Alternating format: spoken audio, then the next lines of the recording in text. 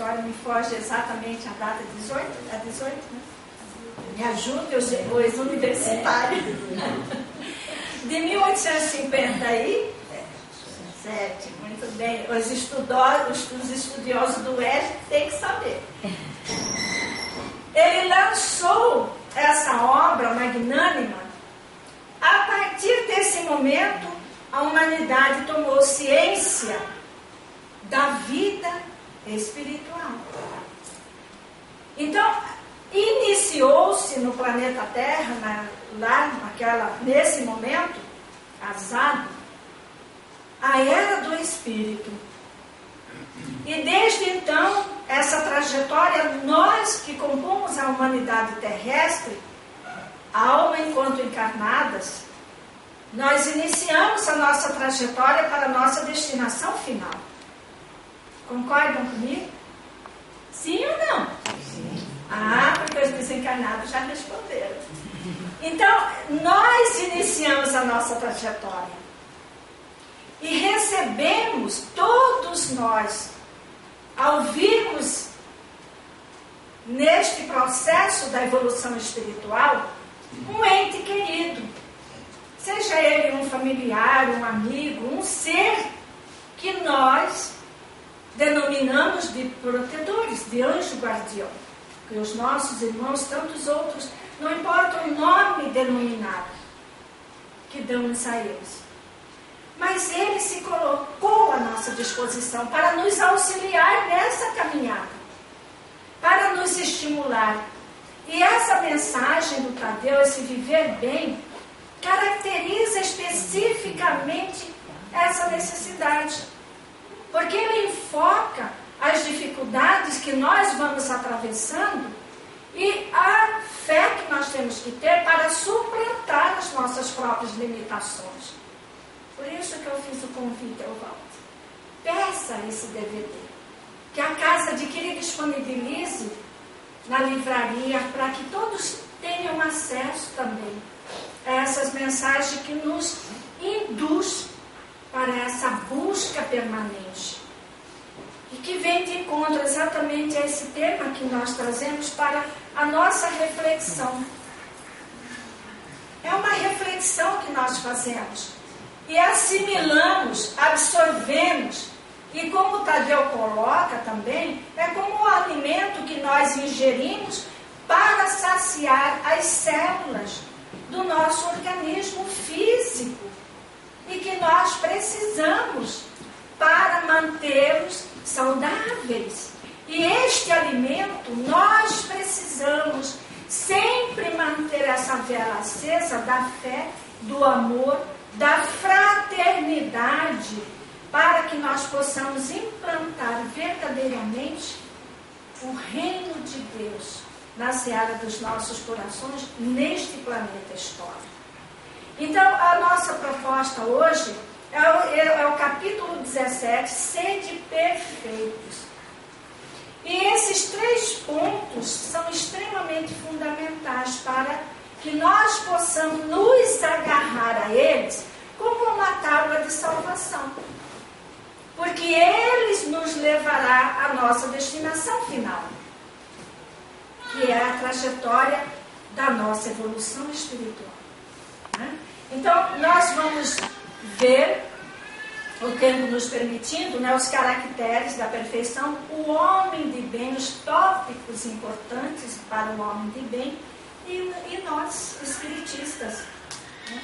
Então, quando nós vemos essa legenda, sede perfeitos, o que será que vem na nossa mente, na nossa ideia? Qual é o pensamento que nós temos? Isso é uma reflexão interna. Quando nós vemos essa legenda, o que será que isso representa para cada um de nós? Como é que nós digerimos? Como é que nós processamos tudo isso? Porque ele está dando uma imposição.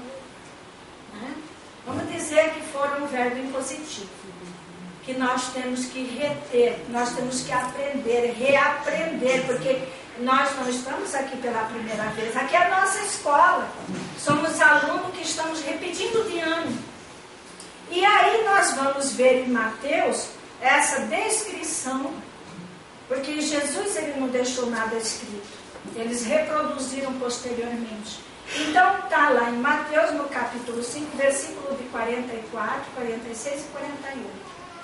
Olha como ele disse: sede, pois, vós outros perfeitos, como perfeito é o vosso Pai Celestial. Quando ele diz para nós assim, sede vós, ele estava dizendo aos apóstolos, lógico, que ia reproduzir para a humanidade, porque é exatamente isso que eles fizeram, os discípulos de Jesus. E que, na verdade, eles deveriam também exemplificar. Porque se nós usamos a palavra para falar do Evangelho de Jesus, a mensagem primeiro cai como uma carapuça para nós. E que nós, muito mais ainda, temos que nos esforçar para buscar esse caminho. Porque é uma busca contínua, permanente. Então ele diz assim: perfeitos como perfeitos é o vosso Pai Celestial. Todos nós sabemos que nós não vamos atingir a perfeição divina, mas vamos estar muito mais próximo do entendimento e da perfeição do Pai. Então, nos caracteres da perfeição, que nós temos também no Evangelho segundo o Espiritismo, ele já diz para nós como é esse caminho da perfeição. O que é que nós precisamos colocar no dia a dia da nossa existência? Quais são os ingredientes que nós precisamos utilizar? É um desafio? É um desafio. Mas é que todos nós, imbuídos desse sentimento, nós vamos atingir mais rapidamente a nossa destinação final, que é a plenitude espiritual, a compreensão verdadeira da nossa própria existência na face da Terra. E aquilo que nós precisamos fazer para auxiliar também o progresso do nosso planeta. Então, olha o primeiro tópico que ele coloca para nós, nesses caracteres: amai os vossos inimigos. Eu gosto de usar amai os vossos desafetos, porque eu considero na frase inimigos muito forte, né? Desafetos a gente já digere melhor. Que aí desafetos são várias situações. São desentendimentos, conflitos internos, até mesmo conosco, porque nós guerreamos conosco mesmo para domar as nossas más inclinações. Então é uma guerra interna. Né? Então são essas montanhas que nós ainda armazenamos. E olha outra colocação: fazei o bem aos que vos odeiam e orai pelos que vos perseguem e caluniam. Como é que nós estamos nesse palco do mundo, atuando diante do testemunho que nós temos que dar, em virtude desse chamamento de Jesus, quando ele diz para nós que os sede perfeitos caracterizam esse trabalho que nós vamos fazendo conosco mesmo, não com o outro, porque nós somos artistas em fazer com que o outro atenda e acate as nossas expectativas, não é assim? Só que nós é que temos que dar o exemplo. E André Luiz, ele coloca lá em Agenda Cristã, nos trabalhos comuns, não clame esforço alheio. Primeiramente, demonstre a sua boa vontade. Como é que nós nos colocamos, né, diante da vida, no dia a dia da nossa existência? Porque esse é o ingrediente do nosso bolo da vida. E aí, olha assim, como que ele ainda acrescenta: porque se somente amardes os que vos amam, que recompensa tereis nisso? Né? Porque quando nós nos amamos, nós nos sintonizamos, aqui todos nós estamos sintonizados na busca desse bem.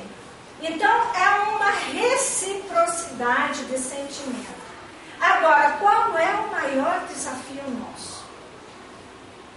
É justamente este entender a face do amor, a face da compreensão, a face do perdão, a face do entendimento. Ao irmão que também desconhece esse ensinamento, ou mesmo conhecendo. Porque não é porque nós estamos na fileira da doutrina espírita que nós somos melhores. Não. Eu particularmente compreendo que somos os mais comprometidos com essa verdade, porque já temos o conhecimento. Então a responsabilidade nossa se duplica, triplica. E aí Jesus ainda diz: não fazem assim também os publicanos? Porque era o que eles faziam nos templos de Jerusalém. Né? Se unicamente saudardes os vossos irmãos, que fazeis com isso do que os outros? Ele queria muito mais. Não fazem o mesmo os pagãos? Né? Porque era uma reciprocidade, era uma retribuição, era uma permuta de sentimento. E a diferença é exatamente o contrário. Não importa que o mundo nos caracterize de covarde. Ainda bem que eles caracterizam-nos de covarde, porque nós estamos assinando o testemunho de amor na nossa lista de reajuste perante a nossa contabilidade divina. Porque estamos cumprindo aquilo que Jesus determinou para nós, a fim de alcançarmos a plenitude espiritual. E este planeta transformar-se nos mundos divinos e ditosos. Eu não me canso de falar isso e de reportar a essa mensagem. Nós estamos só na segunda escala da evolução dos mundos, vislumbrando regeneração. Ainda temos mundos ditosos felizes para depois alcançarmos divinos e celestes. Então, essa é a escala da nossa trajetória evolutiva. Aí Jesus, então, ele mostra para nós que essa essência divina da perfeição é a plenitude da caridade, em todos os sentidos. Porque quando nós entendemos, falamos em caridade, não é apenas toda essa atividade que nós desenvolvemos ou que as casas desenvolvem. Logicamente que isso é reprodução do sentimento de amor que se materializa através das ações em benefício do nosso semelhante. Mas a grande caridade é para conosco e para com o nosso semelhante quando nós colocamos em evidência esse sentimento divino que é o amor. Isso é que através do sentimento verdadeiro da caridade, na acepção real que Jesus realmente vivenciou. Ele deu todos os exemplos necessários para nós. E nós vimos também no vídeo quanto que nós aprendemos com a própria natureza que às vezes nós subestimamos. Porque implica, olha só, a prática de todas as outras virtudes. Porque através desse sentimento de amor reproduzida pela caridade é que se faz as grandes obras. As obras do bem. Que beneficia a nós primeiramente e aos nossos irmãos mais necessitados do que nós. E aí Kardec, ele vem inserir também o homem de bem no Evangelho segundo o Espiritismo. Né?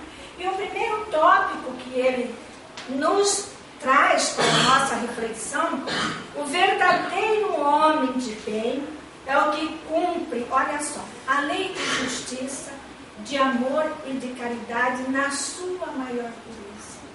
Aí nós estamos aqui olhando no espelho, uns para uns com os outros. Nós no plano físico, os nossos irmãos da espiritualidade. Porque eles nos amparam, eles nos auxiliam. E nós aqui dizemos assim uns para conosco, como é que nós estamos nesse patamar.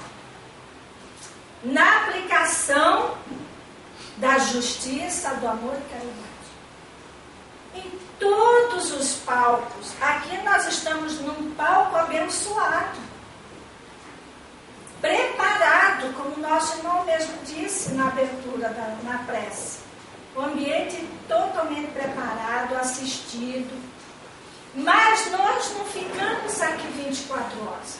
Recolhemos essas energias, armazenamos nas comportas da nossa alma e do nosso coração, para exemplificar no dia a dia da nossa existência, no momento em que somos chamados a dar esse exemplo. Estender o sentimento de justiça, estender o ingrediente do amor, estender a prática verdadeira da caridade em nós, em nós. Porque nós é que estamos reportando e multiplicando esse sentimento através do esforço individual. É isso que nós fazemos buscando esses ensinamentos. É para isso que nós precisamos estar sempre reunidos, para que caminhemos coletivamente para alcançar a nossa finalidade maior. E o segundo item que ele coloca, ó, o homem de bem deposita fé em Deus, na sua bondade, na sua justiça, na sua sabedoria. Olha só, são ingredientes infalíveis. Sabe que sem a sua permissão nada acontece e lhe submete à vontade em todas as coisas. Será que nós sufocamos, na hora de sermos chamados, a sufocar o orgulho, a vaidade, o egoísmo, que predomina ainda no bojo da nossa encarnação? A nossa bagagem, tomara que ela seja só uma valise, porque é pequenininha, um necessário, né? Que é para nós mulheres, que carregamos aquilo que é extremamente indispensável na viagem. Claro que às vezes tem umas que já são maiores, nós estamos exemplificando aquelas menores. E para que nós assim também façamos, com esses sentimentos que nós sabemos que são prejudiciais à nossa evolução espiritual. Então esse sentimento, olha só, o homem de bem, ele tem fé no futuro, acredita na mensagem de Jesus, quando ele diz que ele nos conduzirá até o momento em que nos devolverá o Pai na condição que o Pai determinou a ele. Porque essa foi a tarefa de Jesus, que nos conduza até a quinta dimensão, que é o mundo dos divinos e celestes, para que nós então, ele tenha pleno cumprimento da sua tarefa e responsabilidade na trajetória da nossa evolução espiritual. Por isso ele é o governador do nosso planeta Terra e nos conduzirá até esse momento. Após isso, nós ainda desconhecemos, porque a evolução, o aprendizado é infinito. Quanto mais nos envolvermos nesse sentimento de amor, muito mais nós reproduziremos. E muito mais ainda ações boas nós vamos perceber e viver no planeta Terra. Então, nós acreditamos, nós espiritistas acreditamos na reencarnação, temos a certeza de que esse bem irá predominar. Porque, como diz no próprio livro dos Espíritos, nenhum de nós temos o poder de obstar o progresso da humanidade. Razão porque coloca os bens espirituais acima dos bens temporais. O homem de bem sabe que todas as vicissitudes da vida, todas as dores, todas as decepções são provas ou expiações e as aceita sem murmurar. Isso doeu, né? Dói. Porque sem murmurar, aí está a grandeza do Espírito. Porque a matéria vai passar por situações necessárias à depuração do ser, que nós somos seres imortais. que precisamos utilizar esta roupagem para alcançar a nossa destinação, depurando-nos lentamente, bastante lento, mas vamos depurando esse sentimento e vamos reproduzindo essa essência divina em nós. Então nós entendemos e compreendemos e sabemos a necessidade da dor, mas lutamos. E o homem de bem faz o bem pelo bem, simplesmente, sem esperar nenhum tipo de retribuição, nenhum tipo de pagamento. Simplesmente retribui o mal com o bem. É isso que nós temos que fazer. Será que nós já aprendemos essa lição, queridos irmãos e irmãs do ideal? É o que nós somos chamados. Porque se nós viermos em busca desses ingredientes, nós vamos passar pelo testemunho. Nós vamos ser chamados. Para que nós possamos identificar em nós se já suportamos os reveses da vida. Para que nós possamos galgar outros patamares, outras responsabilidades maiores na nossa caminhada. E aqui o homem de bem encontra satisfação nos benefícios que espalha, nos serviços que presta. Jesus que disse, eu não vim para servir, e sim para ser servido, e sim para servir. Não foi isso que ele disse? E nós? Como é que nós estamos? No fazer ditosos os outros, nas lágrimas que enxuga, nas consolações que prodigaliza os aflitos.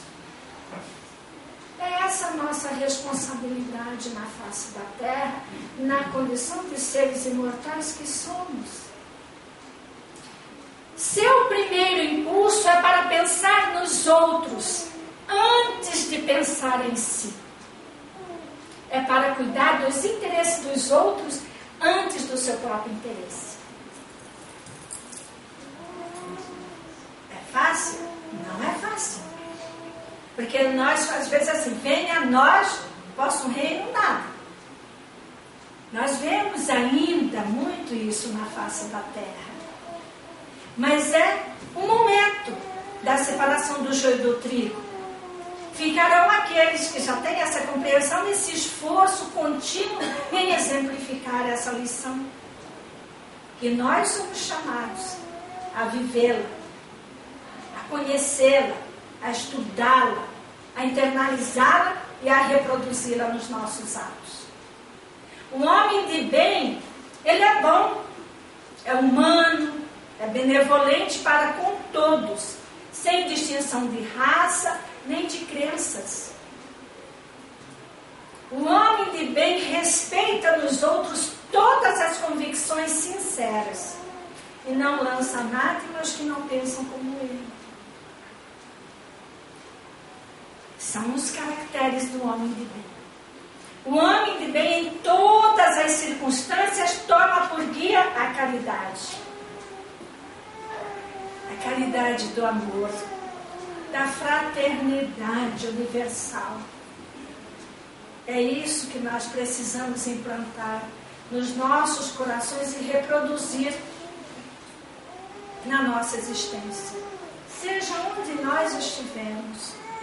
O homem de bem, exemplo de Jesus, perdoa e esquece as ofensas e só dos benefícios se lembra, por saber que perdoado lhe será conforme houver perdoado.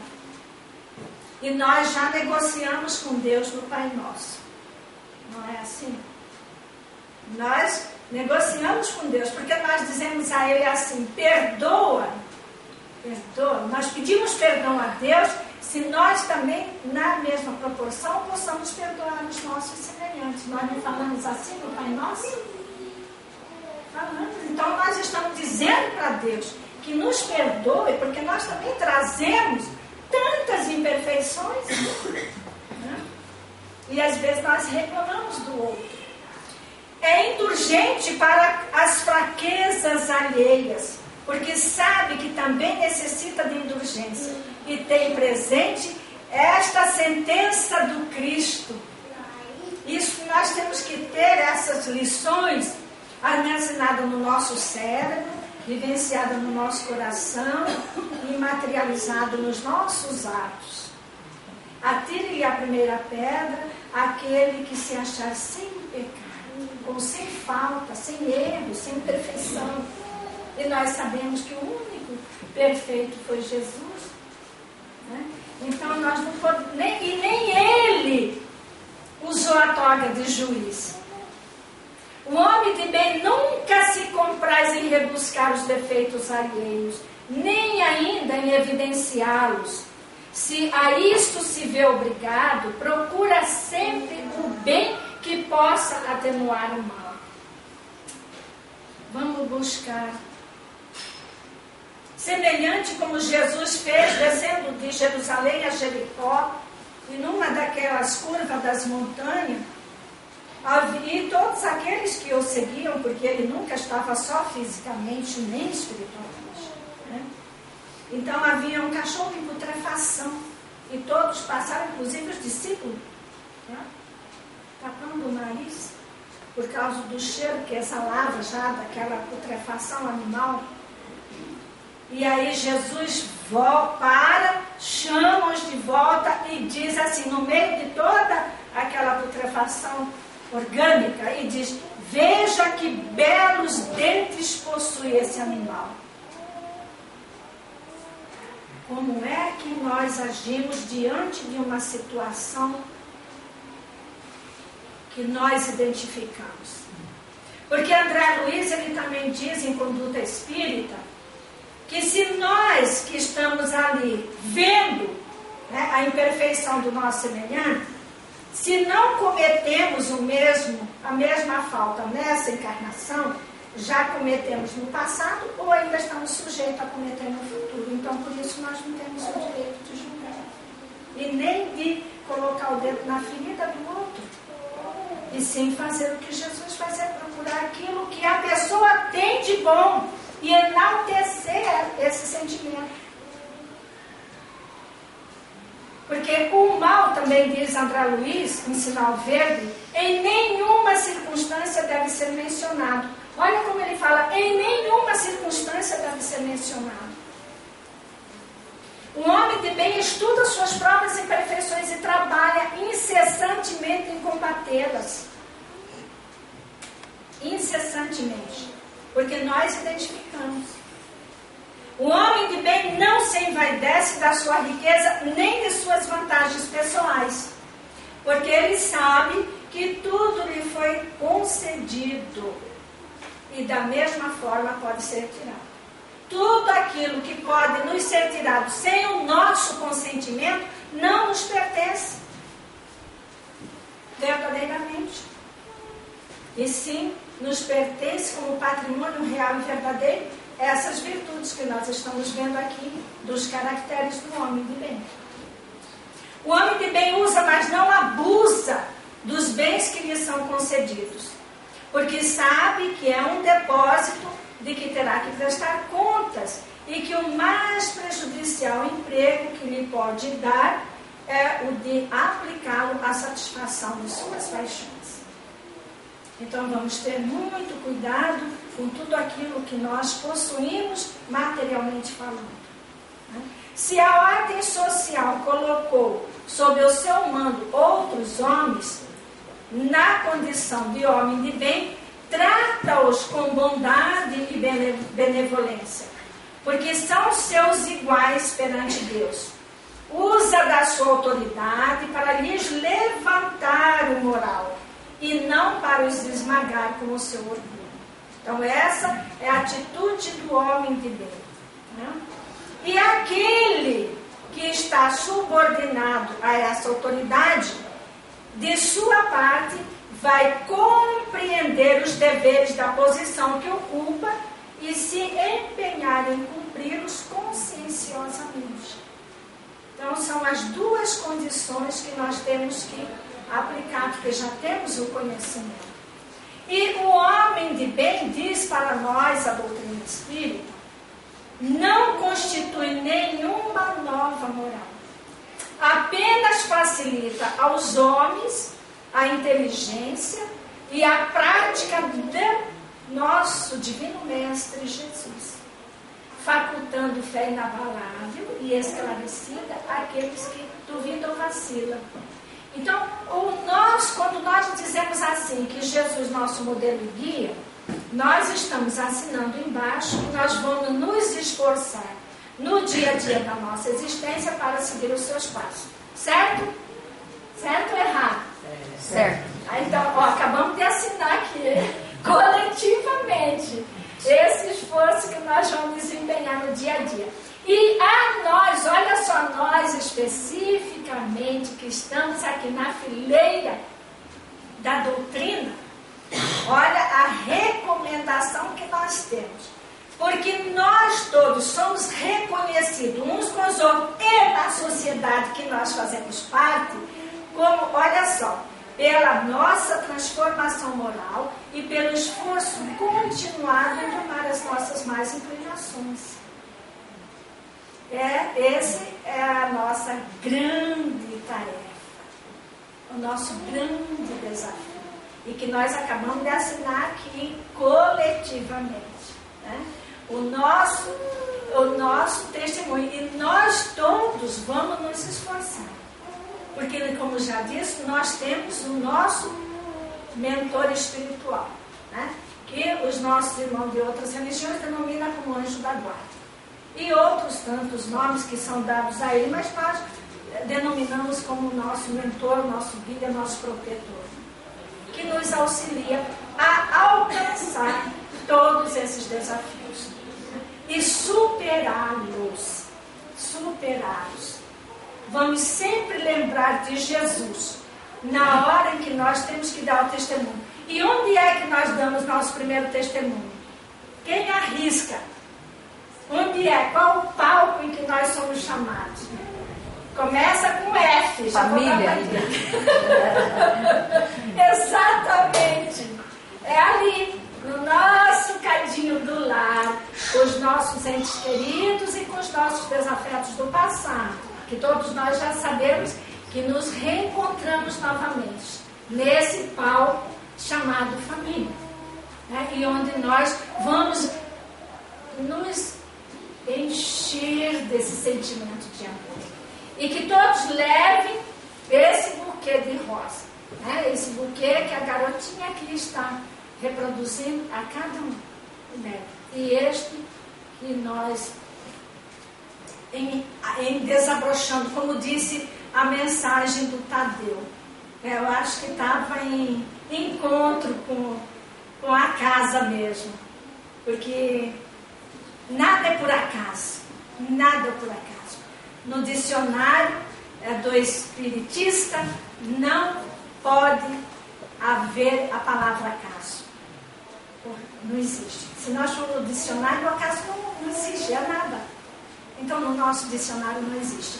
E que nós sejamos como essa flor, desabrochando, como disse na mensagem do Tadeu, né, para essas verdades, para angariarmos, armazenarmos, nos enchermos dessas verdades, para podermos sair vitoriosos das nossas próprias conquistas. Né? Que a paz e o amor continuem nos nossos corações, hoje e por toda a eternidade. Obrigada.